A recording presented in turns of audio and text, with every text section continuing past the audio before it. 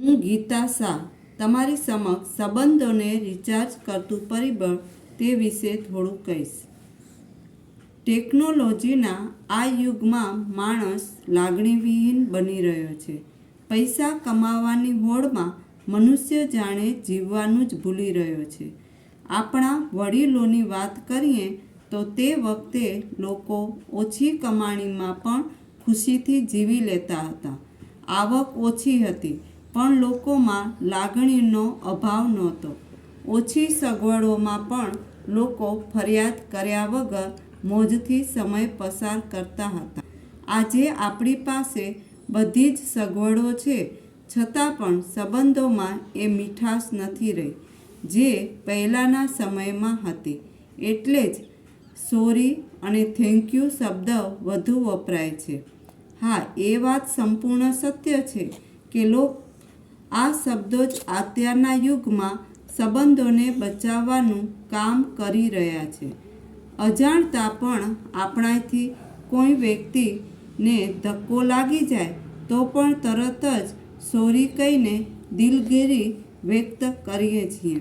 તો એવી જ રીતે જ્યારે કોઈ પરિચિત કે અપરિચિત આપણને મદદરૂપ બને છે ત્યારે આપણે થેન્ક યુ કહી તેમના પ્રત્યે કૃતજ્ઞતા વ્યક્ત કરીએ છીએ।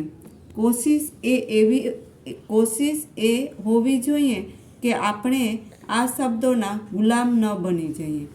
જિંદગીમાં દરેક સંબંધનું આગવું મહત્ત્વ છે, પછી ભલે એ મિત્રતાનો હોય, પતિ પત્નીનો હોય, ભાઈ બહેનનો હોય કે અન્ય કોઈ કૌટુંબિક હોય। કહેવાનો મતલબ એ કે આપણે આપણી જિંદગી દરમિયાન અલગ અલગ વ્યક્તિઓના પરિચયમાં આવીએ છીએ, પણ એ દરેક વ્યક્તિ આપણને સમજી શકે એ જરૂરી નથી। ત્યારે આપણે આપણા સંબંધોને સાચવવા આ શબ્દોનો ઉપયોગ યોગ્ય અને જરૂરી જણાય ત્યાં કરતા હોઈએ છીએ। એ કડવી સચ્ચાઈ પણ સ્વીકારવી રહી કે આજે સંબંધો સાચવવા બહુ અઘરી વાત બની ગઈ છે। આજે પણ ઘણા લોકો એવા પણ છે જે જતું કરીને સંબંધોને અગ્રતા આપે છે। તેથી જ આવા લોકો અહમનો નહીં પણ સંબંધને મહત્ત્વ આપી નમતું જોખી સંબંધ સાચવતા હોય છે। જો તમારું પોતાનું કોઈ નારાજ છે તો એને સોરી અને થેન્ક યુ શબ્દથી મનાવી લો। હોઈ શકે કે આપણું કોઈ આપણાથી દૂર જતાં અટકી જઈએ। જો તમને આ મારો વિડીયો ગમ્યો હોય તો તેને લાઈક કરજો, શેર કરજો અને સબસ્ક્રાઈબ કરજો।